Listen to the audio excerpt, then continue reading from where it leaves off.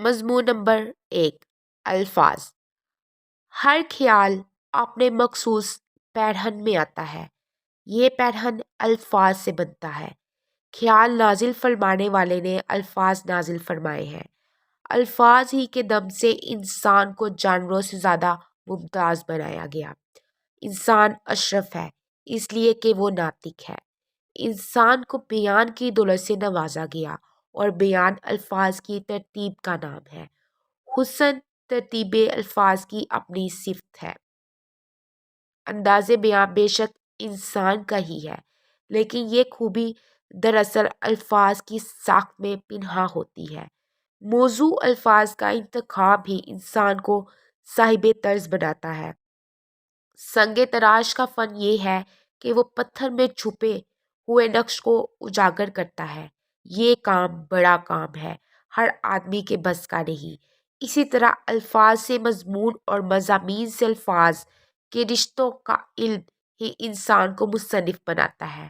الفاظ کے بغیر حسن خیال بس جلوہ ہے، صرف جلوہ، ایک گونگے کے خوبصورت خواب کی طرح۔ اور خیال بغیر الفاظ صرف ایک ڈکشنری ہے، ایک ڈھیر ہے ایسی اینٹوں کا جنہیں کوئی امانت بننا نصیب نہیں ہوا۔ دنیا میں اصل قوت الفاظ کی ہے۔ اس کائنات کی ابتدا ایک لفظ سے ہوئی، ایک مقدس لفظ، ایک امر، صاحب امر کا، کن کے لفظ میں ایک مکمل کائنات، ایک مکمل نظام، ایک مکمل داستان پنہاں تھی۔ یہ ایک ایسا لفظ تھا کہ جس کی اطاعت میں آج تک ہر شے عمل پیرا ہے۔ یہ لفظ کا عجب کرشمہ تھا کہ نہ ہونے سے ہونا ہو گیا۔ عدم سے وجود کا سفر کن سے شروع ہوا اور وجود سے عدم تک کا سفر بھی اسی لفظ کی تاثیر کا حصہ ہی ہے۔ الفاظ کی طاقت قدم قدم پر عیاں ہوتی ہے۔ قوموں کو خواب غفلت سے بیدار کرنے کے لیے الفاظ کا تازیانہ ہی کافی ہے۔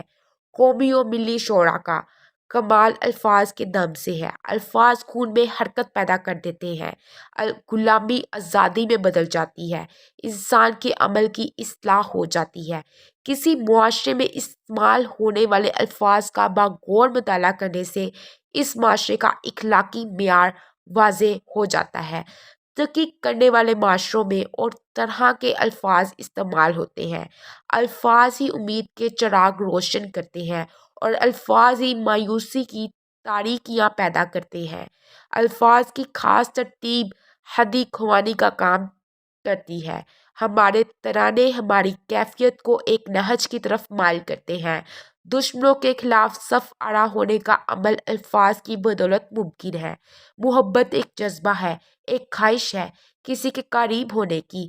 محبت خاموش بھی ہو سکتی ہے، لیکن الفاظ محبت کو کچھ اور ہی چاشنی اور رنگ عطا کر دیتے ہیں۔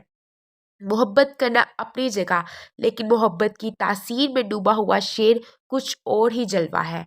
محبت اتنی قابل محبت نہیں ہوتی جتنا اسے الفاظ بنا دیتے ہیں۔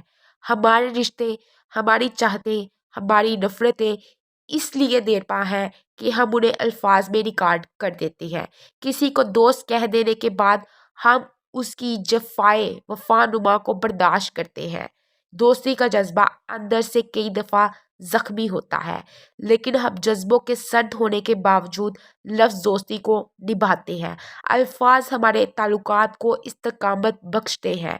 ہم رشتوں کو اس لیے بھی قائم رکھتے ہیں کہ انہیں رشتہ کہہ دیا جا چکا ہے، کہہ دینا ہی قیام ہے۔ کلمہ پڑھنے سے مسلمان ہونے والا زندگی بھر مسلمان رہتا ہے۔ اگر اسلام کا مفہوم سمجھ میں نہ بھی آئے تو بھی مسلمان ہی رہتا ہے۔ کلمہ پڑھ لینے سے ہی مہر ثبات لگ جاتی ہے۔ الفاظ سے ہی قرآن ہے۔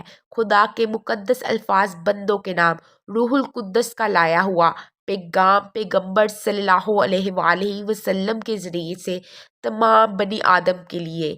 ان الفاظ کی ترتیب اتنی مستقل ہے کہ اس کی حفاظت اللہ نے اپنے ذمہ لگا رکھی ہے۔ زیر زبر نقطہ تک نہیں تبدیل کیا جا سکتا۔ قرآن کے الفاظ قرآن کے علاوہ استعمال ہوں تو قرآن نہیں، الفاظ خدا کے ہوں تو قرآن ہے۔ نبی صلی اللہ علیہ وآلہ وسلم کے الفاظ حدیث ہیں، بزرگان دین کے الفاظ ملفوظات ہیں، داناؤں کے الفاظ اقوال ہیں۔ جتنی مقدس زبان سے ادا ہوں گے اتنے ہی الفاظ مقدس ہوں گے، اتنے ہی مؤثر ہوں گے۔ ہم الفاظ کی دنیا میں رہتے ہیں، الفاظ کے حصار میں رہتے ہیں۔ الفاظ ہمارا کردار ہے، الفاظ ہمارا ماحول ہے، ہم اور کبھی کبھی تو الفاظ ہماری عاقبت ہیں۔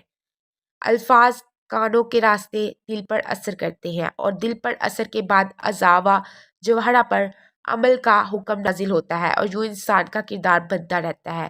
اچھے الفاظ پر کچھ خرچ نہیں ہوتا، لیکن اچھے الفاظ سے بہت کچھ حاصل ہوتا ہے۔ الفاظ ہی انسان کو پسندیدہ یا ناپسندیدہ بناتے رہتے ہیں۔ الفاظ خوشبو کی طرح ماحول کو معطر کرتے ہیں۔ ہر سماج اور ہر گروہ کے الفاظ الگ الگ ترتیب رکھتے ہیں۔ آپ کسی کے الفاظ یا گفتگو سن کر یہ بتا سکتے ہیں کہ وہ کس پیشے سے تعلق رکھتا ہے۔ بازار میں بیٹھنے والے بازاری زبان استعمال کرتے ہیں، دارالعلوم کے لوگ اور ہی زبان استعمال کرتے ہیں، علماء کی زبان اور ہے، حکماء کی زبان اور ہے، اسی طرح جہلہ کی زبان اور ہے۔ فلمی ماحول کے الفاظ اور ہیں، ڈرامے کے اور، نثر کے اور شعر کے اور۔